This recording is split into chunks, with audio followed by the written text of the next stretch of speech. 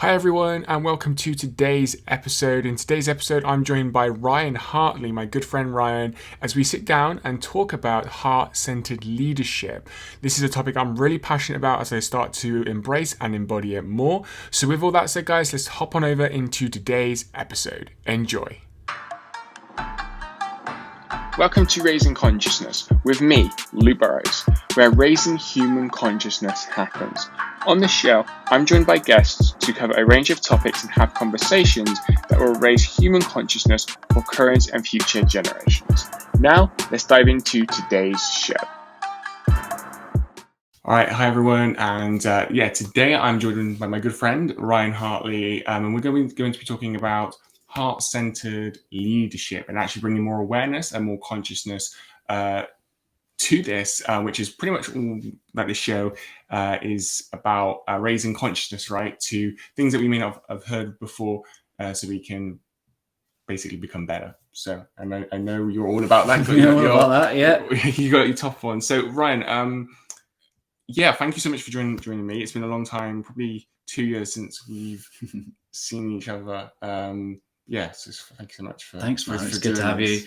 Good to have you here as well. Yeah. Yes, my pleasure. So, for those who don't know who you are, in like, I don't know, sentence or two, just like explain who you are, what you do, and then we'll dive into the topic today, which is all about that heart-centered style of leadership. Thank you. I'm Ryan Hartley from the southwest of England. I run a company called Always Better Than Yesterday, and the simplest way I can put it is that I help people connect with their heart set. I help people bring their heart work into the world. And ultimately, I believe that when we connect with our heart set and we bring our heart work in the world, we'll leave a heart print where those around us are left a little bit better than they were yesterday. I love that. I remember this one kind of conversation we were having, and it was about like, we were talking about like mindset and everything. Yeah. And then you mentioned like heart set, and before, like, I've never heard of that ultimately, because especially in the personal development space, there's a lot of around mindset, know. How did you like become the type of leader where actually I'm sure mindset is still part of it, where now you're leading more with your heart and kind of discover that for yourself. Like, I'm interested how like you came into that. I was a psychology student. I've been a curious human being. I've always been fascinated around mindset. Went to university, did psychology, joined the police to understand why naughty people do naughty things. And I was an analyst. Everything was intellectual. It was mindset. And, that's very on topic, on trend, Carol Dweck's book, Mindset. So when I started to become a coach, I was a mindset coach. But part of that coaching offer was around helping people find their purpose, their values, their gifts, their skills. And I just come to this realization that it was deeper than thinking. It was deeper than thinking. I had a lady on my podcast called Dr. Deborah Rosman. She's the CEO of the HeartMath Institute. And she says that, we don't say, I love you with all of my mind. Yeah. And I've always been fascinated with this idea of do what you love, do more of what you love. And I just knew it was deeper than the mindset. And I was in Wagamama's, and I came across this phrase, kokoro, which is a Japanese word for heart, mind, and soul. And I think separating them, that just had this little moment in my brain was, they are separate. They have different purposes. They have different functions. So the more I've learned about our heart, I've realized the power of our heart. Like I said about the HeartMath Institute and the research that they've done to really reveal the power of the electromagnetic frequencies that our heart put out is 10 times stronger than that of our mind. And so I've explored, what does it mean to really, I've got a heart in the middle of my logo. What does it mean to lead with love? What does it mean to become love and to do more of what we love? So that's where it comes from me, is that we can achieve great things in the world with our mindset, but unless it's tethered to our heart set, it may never be enough. It may never be fulfilling.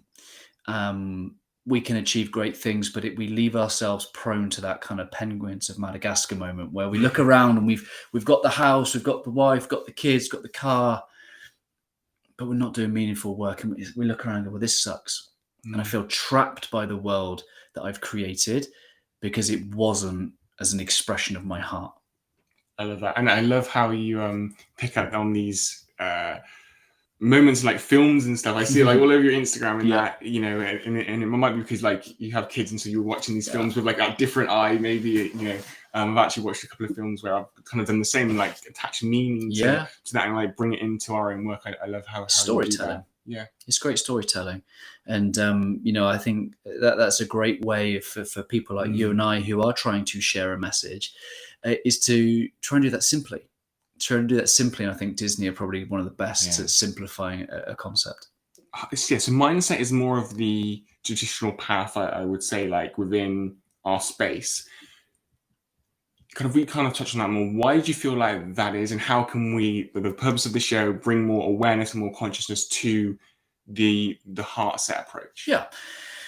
Well, the world, when we understand that the world is built to attack our lack, the world that we live in is capital, it's commercial, it is, hey, come and get our products because in absence of them, you lack in some way. Once we realize that the world has gone intellect crazy, to learn more, to do more. I think Sadhguru says it best in terms of the ancient yogis. They used to know that the world was be, do, have. So come to the world being who we were made to be. Do things in line with who we were made to be, the gifts and the skills and talents that we've been provided. And then we will have whatever was meant for us. Yeah? We have a world that says you need to do more and that you need to have more in order to be more. Right. So the mind can achieve great things. The mind, when used rightly, and let's understand the purpose of the mind.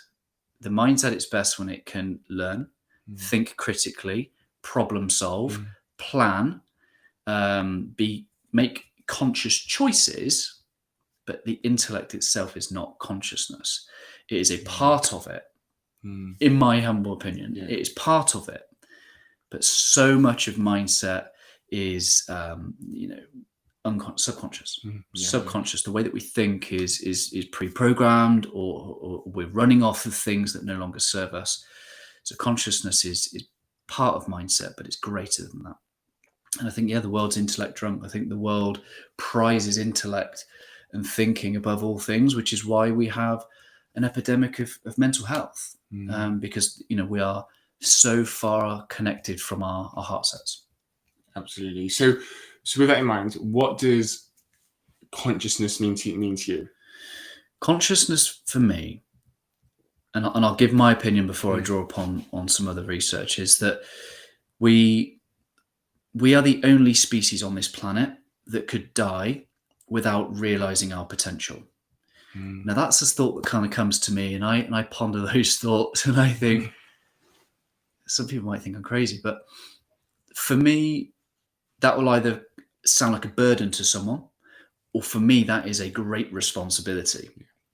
And consciousness is understanding that it's a great responsibility, because consciousness is the difference between our chimp response, which is the animal kingdom. Something happens, we respond in a subconscious way, without thought, without consideration, without feeling. And our conscious response is our choice. And the gap between our chimp response and our chosen response, for me, is self-leadership, which is why I think your story or your narrative around consciousness really goes hand in hand with my desire to bring a more human, heart-centered leadership to the world. I completely agree with that. I think for me, there's like the different levels of consciousness as well. So I feel like we have like our own level of consciousness. So as you said, our choices, and actually bring more awareness to, okay, why am I am I responding, or am I just reacting to things, and kind of bringing more awareness to that. But then I feel like, and I've kind of been going on my own spiritual journey here, Ryan. So like the collective consciousness, like all of us here on this planet, and so I feel like there's those different levels of consciousness. I don't know if like your thoughts on that, or I mean, when you're a mindset coach, you first become aware of consciousness through your thoughts. You become aware of your thoughts. You become aware of how to distance yourself from those thoughts, how to be present, how to be in the now. But when you get next level consciousness, you start, like, for me, I was driving along the motorway and this, I think it was a blackbird, just flew across. And I had this moment where time slowed down. I zoomed into this little blackbird and I could imagine his heart beating. I could imagine his little rib cage. And I was like, I feel at one with this blackbird. And I had this emotional experience. And I was like, what is happening? And I guess there's next levels of consciousness that where you start to realize that we're all connected. Yeah. We are all dependent on nature, and what is within us was once at the center of the universe. Like, my friend has a company called Of Dust and Stars. And when we realize that we're made up of cosmic stardust, we breathe in hand-me-down, space dust. Like, that stuff is a whole new level of kind of consciousness.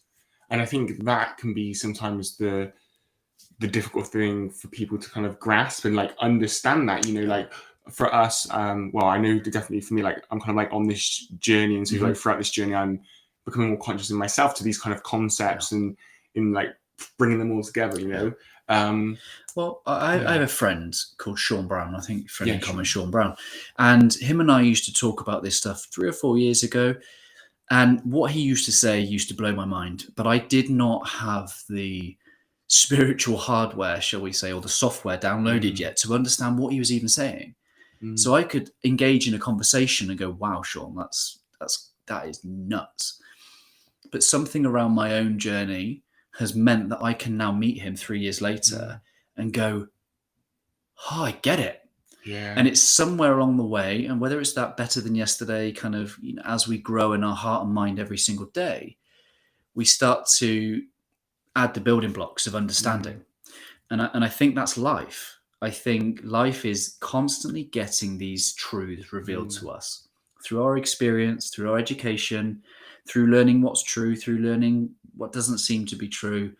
And I think we all end up to a place where we gain this wisdom through our own different ways. And a couple of years ago, my wife and I had some struggles and some challenges, and she found faith.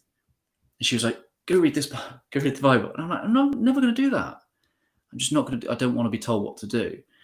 But it's funny, isn't it? Because so often there's so many people in the world that come from a faith, a religion, a science. And the conversation Sean and I had on my podcast is that we're all at the bottom of the pyramid, looking at it from different ways. But wisdom is ascending to the top of that pyramid and having ultimate truth. And yes, there's a bit of truth in science. Yes, there's a bit of truth in religious texts. Yes, there's a bit of truth in kind of spiritual practices. And it all points to the same direction. Yeah. And that consciousness reveals that same direction. And for me, that's love. I think it was a good point you mentioned there with Sean, is that 3 years ago you couldn't really understand the concepts, but now you can. Like that's like you raising your own consciousness to now understand. That's kind of what partly what we're talking about, is like going on this journey, and now you're able to kind of understand these concepts and see them and be aware to them. Where I think a lot of people, and for me, I understand that they're kind of just busy in life, and so they don't have that time, like that like for me, I'm a huge reflector, and so just taking that time to sometimes step back, I think that's really helped me to develop myself and raise my own consciousness, because otherwise you're just in the cycle. So I came to meditation through an app called Headspace. Yeah. Which is great. So the intellectual world that is really stressed, is really busy, thinks, right, I need some head space. The irony is that meditation creates heart connection, which then leaves head space. But I would just love some of these things to be out there and say, actually, this is what the Heart Math Institute are doing. When we come into states of heart and mind coherence, which is through that kind of calm breathing, parasympathetic nervous system is in its kind of core state. The heart then says to the mind through its electromagnetic signal, we're good. We're at peace. We're calm. We then raise our energetic frequency. So David Hawkins, his spectrum of energy says, that when we're in those states of high frequency love, peace, gratitude, our natural state as human beings to be more loving to ourselves, to be more loving to other people, to be more service oriented, to be more kind, to be more giving. This is what it means to be a conscious human, is to live and love and operate from that space. Unfortunately, we have social constructs that put fear and competition. Our workplaces are full of hierarchy and performance driven and self-focused. We don't have too many spaces that are unconditional places of love and belonging and acceptance. We're too busy trying to prove our worth, which means we're never going to get to an energetic frequency where love and kindness and collaboration is what prevails. And if that's not the case, not only that, is that our minds are never going to be clear and healthy. Our bodies are never going to be fully rid of cortisol and adrenaline, which means that we're not going to reach that optimal state of health, both in our mind and our bodies, because our hearts are not catered for. So for me, like when I don't know, like learn something new or have these types of conversations with people, the question that comes to my mind straight away is like, how can we like bring this more to like the masses, to like help as many people like as we can? Because for me, it's just like mind blowing that this isn't, if it's in our school system, if it's, it's just not necessarily being talked about, which is, part of the purpose for, me now kind of doing this show and in this podcast is to have these types of conversations to bring more consciousness to them, more awareness to them. I know you do a great job with your consulting, with your mastermind groups and everything. From a more, and maybe that's the way we do it, like leaders like you and me serve our communities and, serve our tribes. I'm just wondering if from a, I'm not sure the word I'm looking for, but from a more higher point, maybe, to kind of get this out there and to raise that collective consciousness. The simplest answer for me is that this is not an intellectual thing. The intellect is the secondary part. The first part is to enable people to have heart experiences that will so often transcend understanding. Because we can sit here and say, do these things, or like my wife was saying, go read the Bible. Intellectually, I can or I can't, but I'm still intellectually learning something. But the most important thing that we can do is guide people to their own experiences. Go and have an experience of one of these things. If you implement one of these things, reflect on your own experience. Did it help? Did it not? If it did, do more of it. If it didn't, try something different. And that's the best thing, is hold things lightly. This is never going to be, hey, go do these things. But hey, if you tried one of these things, then reflect on your own experience. And then secondly is self-leadership. We have to be the example. And then that breeds curiosity in people. If we can be an example of transformation, and we point our transformation to raising our consciousness, raising our spiritual beliefs, or whatever that might be. Wow, it's worked for Luke, it's worked for Ryan. There must be something in this. What is it? And then what do? They go off and have their own experiences again. And I think when we raise our own frequencies, our own energetic vibration, if that's, we're talking science really here, not woo-woo, is when we raise our level of emotion and align our thoughts and our feelings and our actions to that elevated state. So what I'm saying is when we become love, when we embody, I was thinking love, embody before we started recording, I was saying about a Mind Valley quest that I'd done. And it was kind of like these stages, and it was the final kind of stage was when you embody something, and I was just like, what? And this is it. So, when you start to embody that, that then does two things. It brings us to the world, the light. When we are in states of love, we emit biophotons, which is light. God is love. God is light, is what the Bible says. Well, science says when you're in states of love, you emit light. Imagine that. So again, we're pointing at something true that says that when we come to the world in love, we are the light. So we need to be the light for other people, and then that ripple effect will then continue on. That reminded me of something, of the self leadership point around. I've been like a massive runner, so I used to go running every morning. Now I kind of mix up my routine, but and that inspired my brother to come running. And then before he was like, no, I'm not coming. No, I'm not coming. You know, and then just and I used to try to get him to come. You know, but when I was like, actually, now I'm just going to do my own thing almost. Yeah. He was like, oh, Luke, can I come with you? You know what I'm saying? And so it just reminded me, like, and that's a real life kind of experience that I've had with that. Yeah. It's the same with Lisa, my wife. No money in the world could I have paid her to have a cold shower. Not at all. But I keep doing it. I keep being the light, being the example. Not holier than thou, not mighty, but just okay, cool. I'll keep doing me. And through my experiences, through seeing up close and personal the difference that it made to me, just a little bit of curiosity. So one day she'll just turn, and our shower makes a bit of a high-pitched noise when it goes cold. And I'm sat there and I can hear it, and I'm like, she's having a cold shower.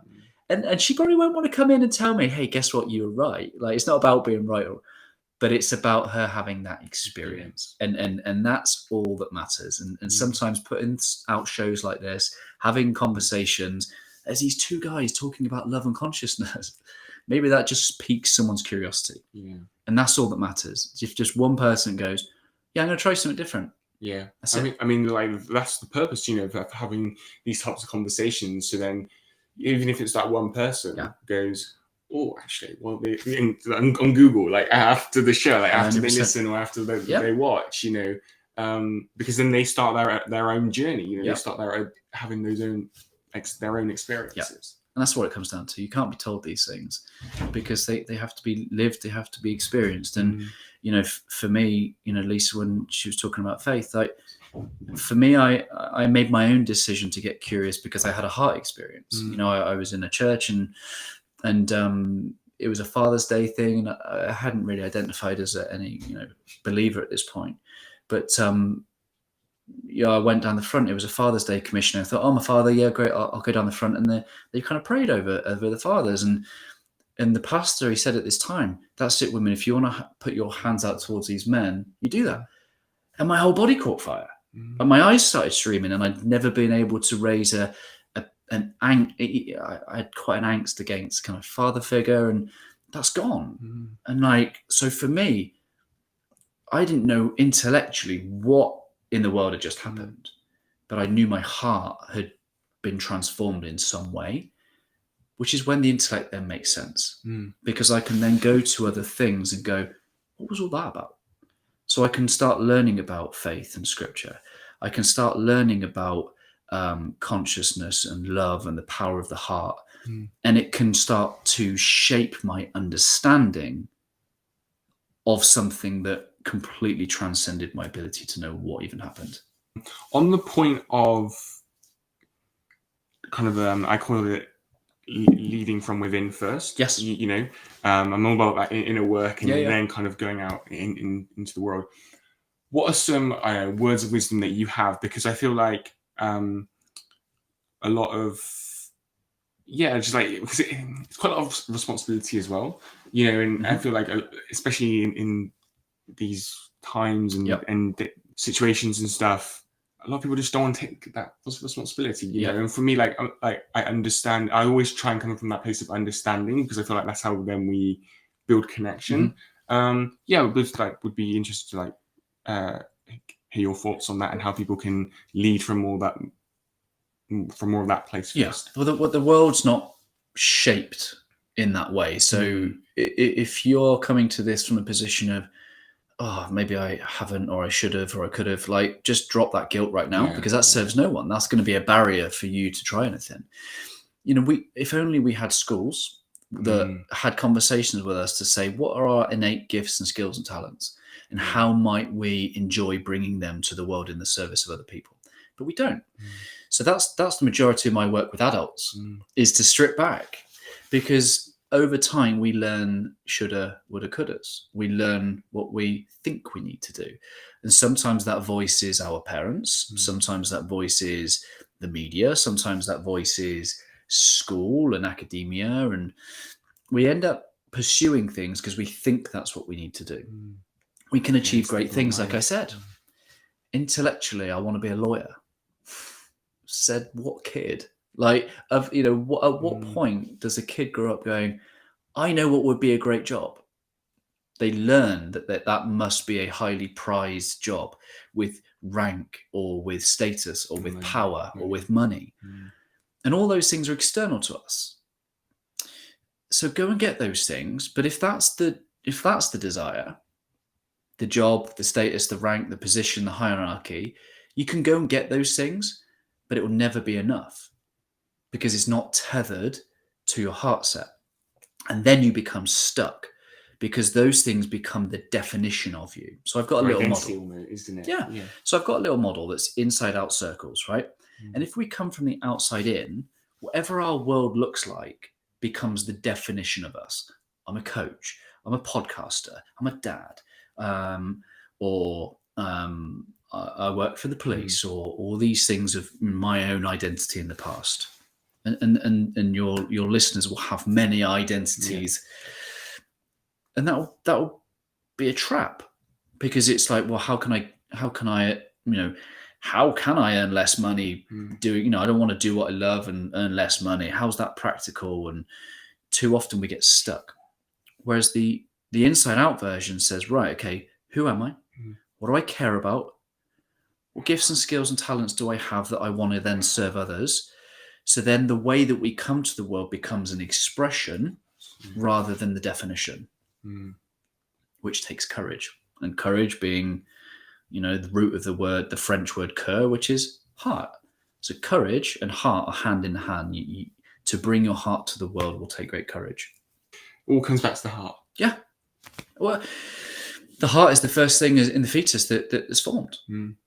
The heart forms first, and then the mind. So, the heart, again, there are so many things that are within our society and our culture. Just follow the heart. The heart knows. They're intuitive phrases that link back to The Secret.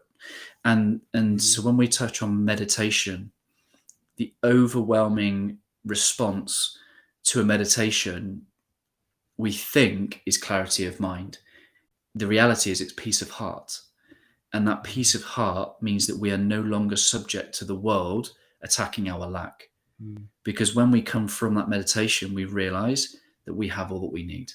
And that's the ultimate superpower of connecting with your heart set first, is that in realizing that you lack nothing, you can come to the world then as an expression, and then whatever then comes our way is great. And that's really difficult in a world that sets goals. Yeah. Really difficult in a world that says, hey, go and get more. And it's a paradox, and we have to walk the fine line of coming to the world knowing we lack nothing and striving to be better and creating a better life. It's a paradox, but they are both true. We lack nothing, and in that freedom, we get to come and be better for those around us, and we will have then what's meant for us. So do you feel that the heart set end, you mentioned it there, like intuition is really the same thing, or do you see a difference between? Right. What do I think on that? That's a very good question. Heart set, if I just define heart set is who we are, what we care for, what we value, our purpose, if we want to use that word. And our purpose is made up of both our pain and our passion.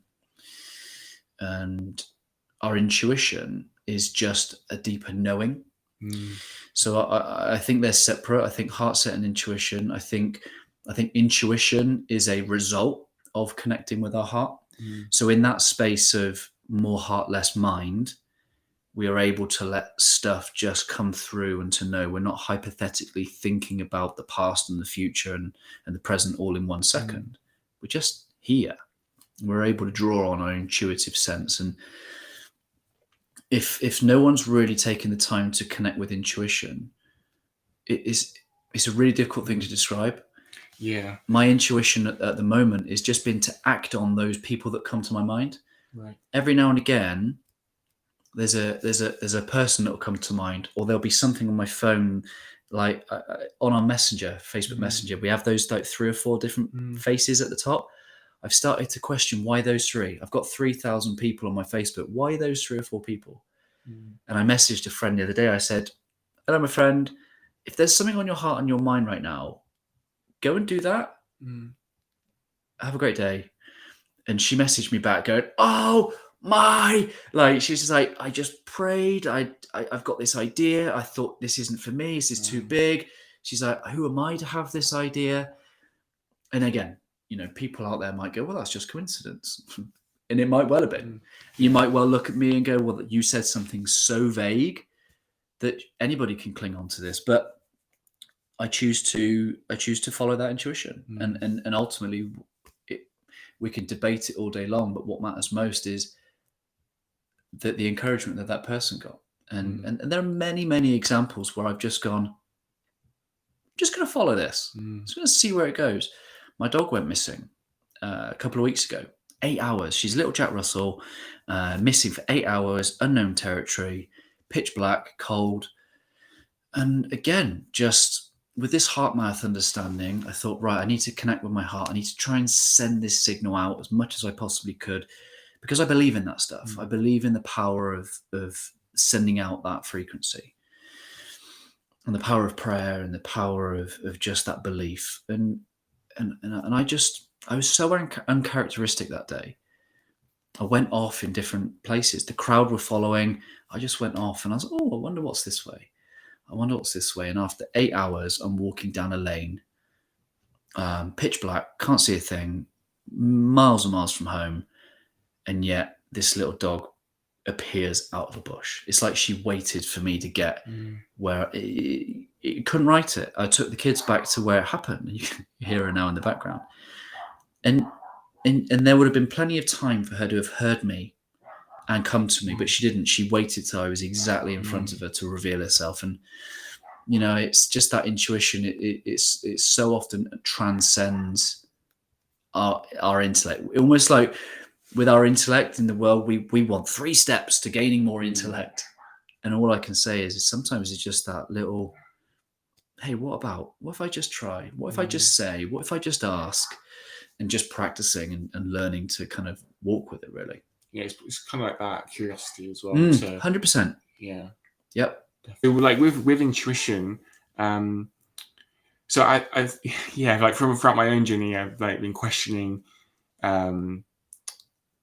if it's like just a thought that comes up, or if it's like an intuitive impulse. I don't know if you've had like those kind of experiences or things before. Because I think if people don't necessarily believe in intuition, it could they could just think like, oh, it's just a thought. It's like I feel like with things like this, because you can't, I don't know, physically see it maybe or something.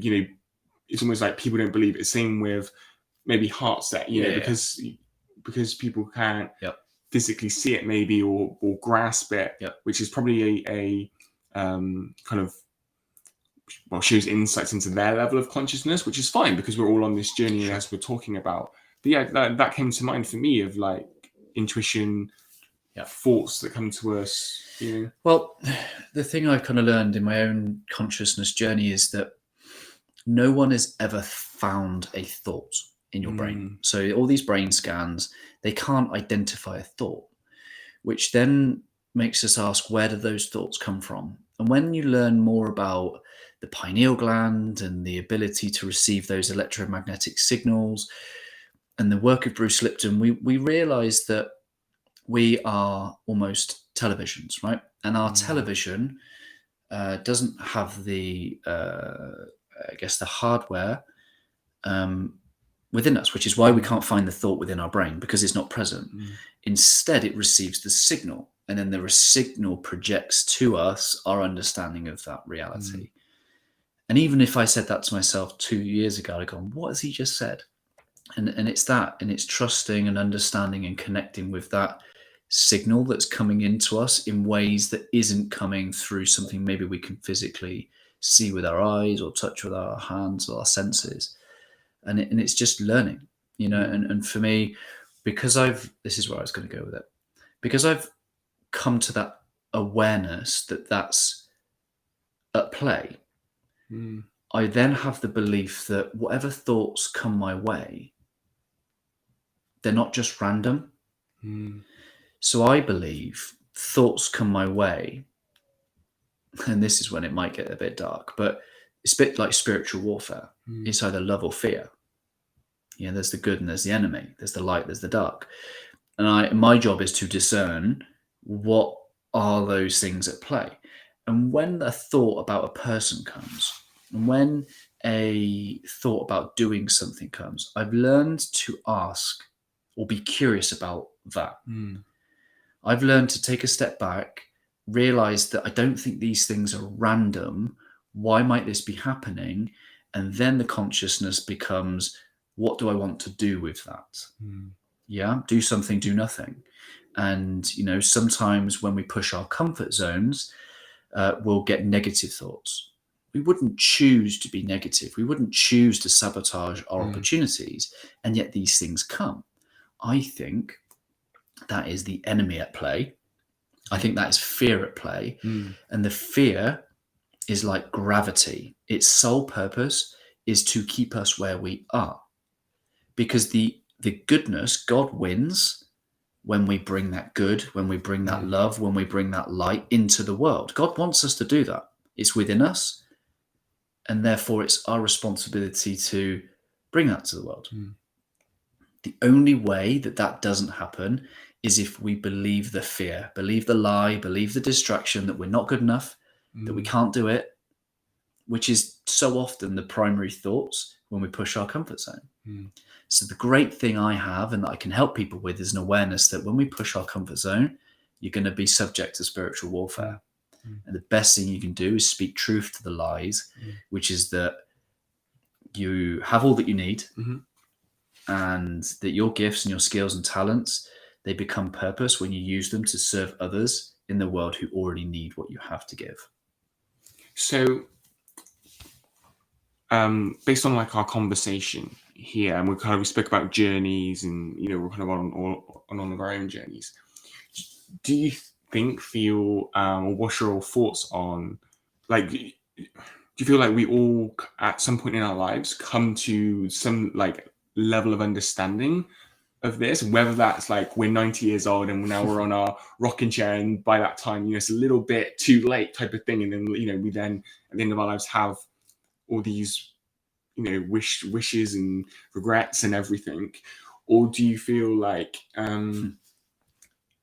like the opposite of like that doesn't happen, and then we pass on and we've had all this untapped potential and consciousness that we could have tapped into, like, because that's a big thing for me, is the show, everything that I do is to help people to become a better version of themselves, so then they don't get to that point, because when you're 90 years old, it's a bit late. You know what I'm saying? So what's kind of your thoughts on that? I guess the things that are coming up for me whilst you're speaking was that I heard someone once say that their biggest fear was meeting who they could have been. And that kind of shook me to the core, because I do not want to meet a potential version of me that went on and did great things and that I did not have the courage to bring him into the world. That shakes me. But also the book, The 10 Regrets of the Dying, or I think it's, there's something in there. I wonder, I don't have the list to hand, but I wonder how many of those are probably heart set connected. The courage to have loved, the courage to be brave, the courage to have brought more of the self and be authentic in the world. The work of Gabor Mate says that every human being has two needs. One is attachment and the other one is authenticity. And when attachment is compromised, when they're compromised, we will always choose attachment over authenticity, which means that we are more likely to adjust who we are so that we fit in and we belong. So when we've created intellectual, mind-driven cultures that make us feel like we need to fit in and belong, and otherwise our safety is at threat, we have a huge population that's just not authentic. That's not to say they're inauthentic. That's just to say that many people do not have the courage to bring them whole selves to the world. Or consciousness. Consciousness. They don't consciously bring who they were made to be into this world as an expression of who they are, doing work that lights them up and serving others with that work. So will everyone get there? I don't think they will. No. I think it's a tragedy of the human condition. But like in Viktor Frankl's book, it's man's search for meaning. And I think there are many, many people out there that are looking for more meaning to life, a more meaningful existence. And it comes from less, not more, realizing we have all that we need, that it's all within us. And that might sound crass, but there is power in realizing that you have all that you need, that you are the gift to the world, because there is something like, I am rubbish at DIY. I've come to that conclusion that so often, right, this is how society works. Society will say, I am less manly because I cannot do DIY. And the identities and the implications of, and that might make me feel bad. That might make me feel insignificant, like I'm not good enough. No. I've come to the realization that I absolutely become someone that is unlovable when he does DIY. That's not an accident. That's just the way I'm built. And I could use my mindset to get better, 100%, but that would just make me an average human being. Okay, so on that point, I've got an example from my own life, right? So as you know, and I've shared it in this episode, I love running, right? I'm more of a runner. I hate the fucking gym. Maybe everyone does, but I know friends that are like, we're going to the gym, I hate it. But there's also this part of me that understands from a health point of view that actually to do some resistance training, to do some health, it is good for my health, right? And so there's like this balance of like, I could run, like, if I had my running gear right now, I'm going, but then there's this other side, and I try and use like my mindset, to, okay, like, my mind's telling me I do not want to do this workout. I'm trying to like overcome that. So I'll be really interested, based on what you said, to like talk to that. So it's a paradox, right? So absolutely, we can do. So running lights you up. Running gives you something, and that's as simple as it needs to be. Do more of what gives you energy. Do less of what takes it away. The other side of the coin is that so often the good feeling is on the other side of doing something difficult. So do the thing that's difficult. For me, gym work at 6 a.m, breath work, cold showers. So often I don't want to do those things, and yet I do them. They help. But I think the trick for anybody listening is not to go, hey, do what Ryan does, do what Luke does, is to go find your own basket of stuff that helps. A friend of mine, Garland Vance, he doesn't talk about morning routines. He talks about morning buffets. And I like that concept, because what it means is that we can write a list of 10 things that give us energy, and they don't need to look the same every single day. I'll do 2 things one day and I'll do 3 the next, or maybe I'm traveling and I can't do these things, but here's the things I can do. So with that, so do you have like I don't know if it's like you have a time period, maybe before your day starts, and so you just kind of flow with what's coming, and like, is that how it works? Or? So I've come to the conclusion that we can't give what we've not got. And rather than learn that through burnout, flip it. Try and realize how much we can give when we've got a lot. So if we give ourselves all that we need, and I think the self-love narrative has been taken away out of context a little bit. I think it's hedonistic. It's pleasure for pleasure's sake. The purpose of self-love is to give ourselves what we need so that we can be more powerful in our conscious expression to other people. So I've come to the conclusion that when I give myself in the morning, it gives me energy. If I give myself in the evening, it knocks out. So my evening self-love might look like Doritos, watching the football, late nights, because I'm preserving my time because I've had a stressful day. My personal experience has found that if I give myself in the evening, I'm better for those throughout the rest of the day. Whereas I find if I do it in the evening, I'm almost sometimes preserving my energy as a boundaries, shut the world out. It's not the heart of leadership. So it's that simple for me. Get clear on the things that light you up, give you energy, And then there'll be some things that you don't want to do and push yourself past that. But I do believe, like for me in the DIY example, there are things that are just counter to my soul. I don't enjoy them. I don't feel peace. The reason I feel like that isn't for me to judge. It's for me to accept and then go and pay someone who loves that. If we look at the two sides of the coin, I hate it, someone loves it, we need each other. Yeah. A conscious Definitely. existence in absence of money would have had an awareness of what my gift is, what your gift is. And in thousands of years ago, I'd have gone, right, I'll help you with this, you help me with that. Yeah. You get the good feeling from serving me, I get the good feeling from serving you, exchange of value, we both feel worthy, we both feel like we've contributed in some way. That's what community is for.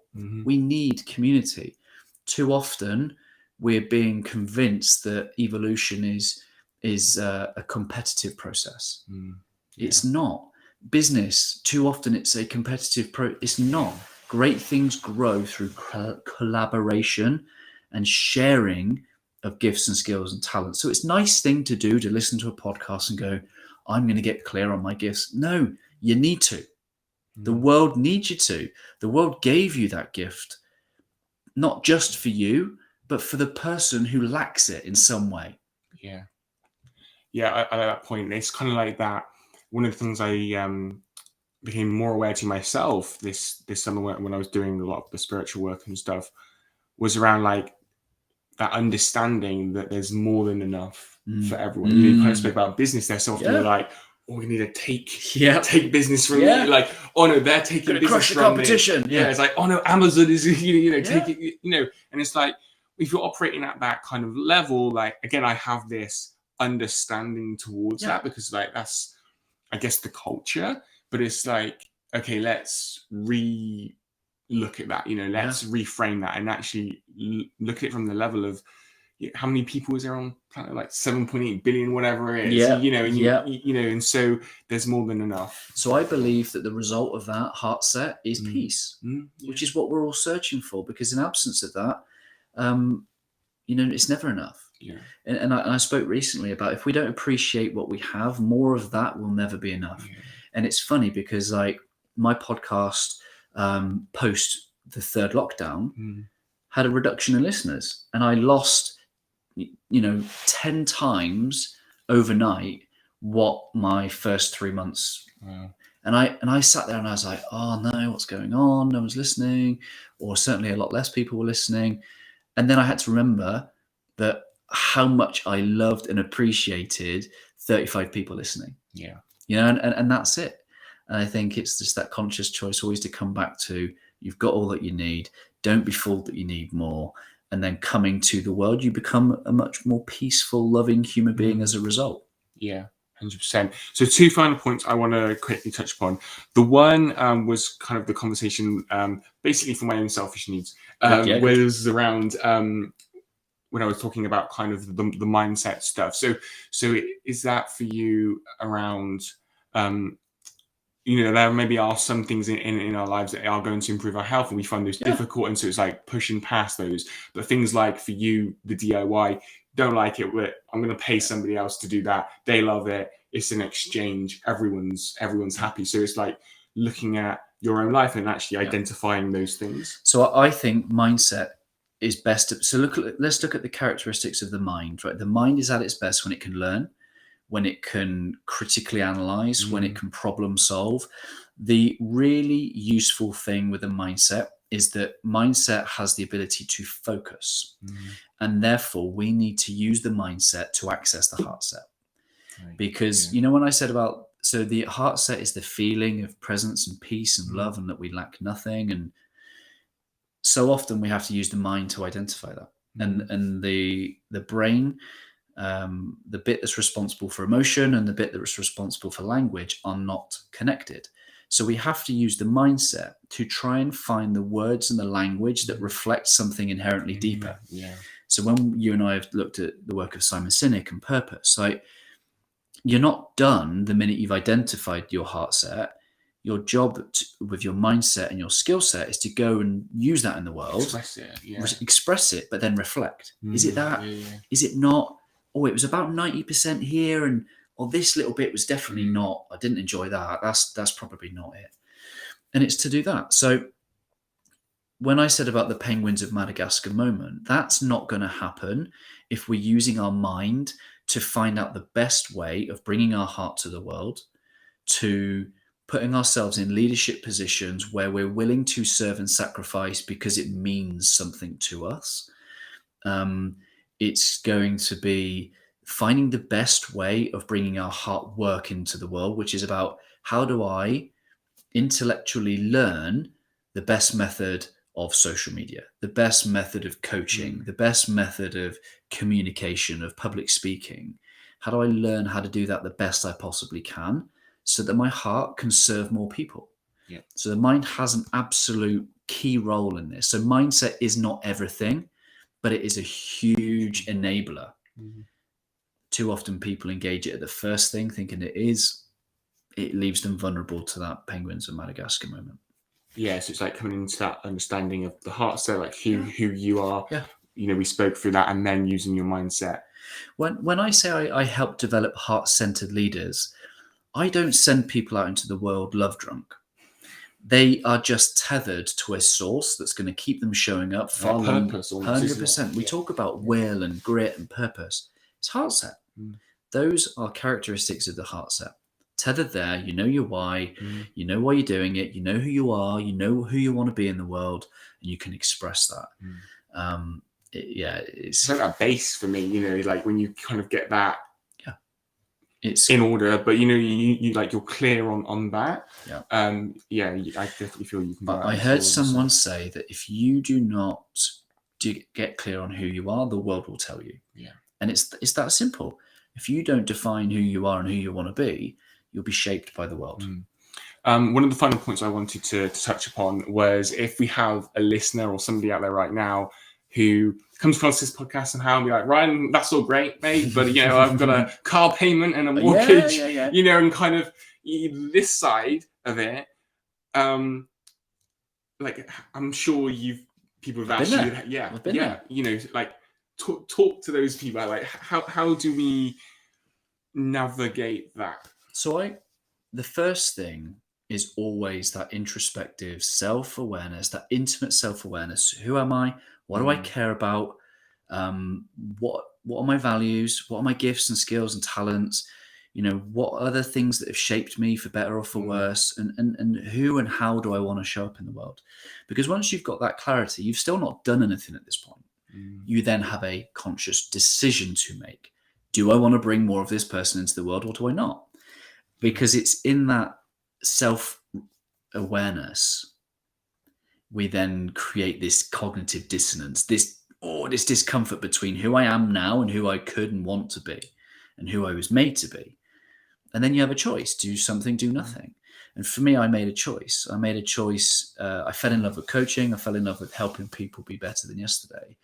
And I wanted to do that more than just at the police as a bolt-on to my job. So I made a choice to start doing that in the evenings. So I would sacrifice my time. I would spend, my evenings coaching my wife's unique network marketing downline. So I coached about 50 women in a space of about a year. And again, for me, it was that heart set for wanting to help, the mindset of being disciplined. So I was devoted in my heart, disciplined in my mind, and then my skill set got better. I built this thing called Always Better Than Yesterday, this community. And even then, after 3 years, I got to a point where I was still doing that part-time on the side.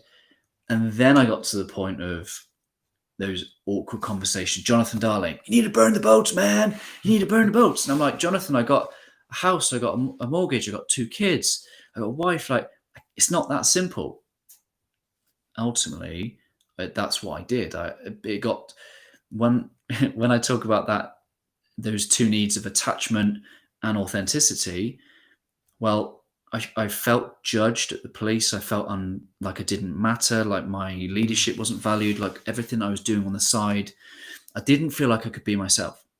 And I just flipped it. You know, where Gabor says that attachment will trump, well, for me, authenticity trumped. And I got to a point where it was more important for me to be true to me and to bring my heart to the world than it was to fit in and belong, which is hard because that's all I've ever craved, you know, belonging and acceptance. So somehow my consciousness had flipped my primitive response, which was just to fit in and belong. And in doing so, I became a leader. I became someone through my own authenticity that created that space and place, the greenhouse with which other people can come, express and belong and be everything that I probably needed to have in my own life. Amazing. Awesome, Ryan. Well, thank you for your time today. Thanks, It's been amazing. Do you have any final thoughts or words of inspiration for our listeners? I'll come back to what I said at the very start. I think if you're on this journey, if you're on this consciousness journey, enjoy it. Learn, be curious, but do yourself the justice of exploring what your heart set is. Get clear on what your heart work is, and then bring it into the world. Use your gifts, your skills, your talents to serve those in the world who already need what you have to offer. That is when you will leave a heartprint. The police are trained, their detectives are trained to look for fingerprints. They are told that every contact will leave a trace. What we need to take from that is that for every interaction that we have with a human being, we will leave them either better or worse. And my encouragement to you is when you become more conscious, you will leave a positive heartprint where those around you are left better than they were yesterday. So that's my encouragement to you. Awesome, man. Well, thank you so much. Thanks, brother. Guys, yeah, like in the links down below, we're going to have Always Better Than Yesterday community. Hopefully you can see Ryan's top right there. Okay, go and check that out. And thank you so much for watching. And for more after today's show, be sure to head on over to raisingconsciousness.show to get all of the show notes, transcriptions, videos for each episode, and a hell of a lot more. And if you got value from this episode, found it insightful, or learned a thing or two, please leave a review where you can let everyone know that this show is worth checking out. I appreciate you so much. You'll be hearing from me in the next episode.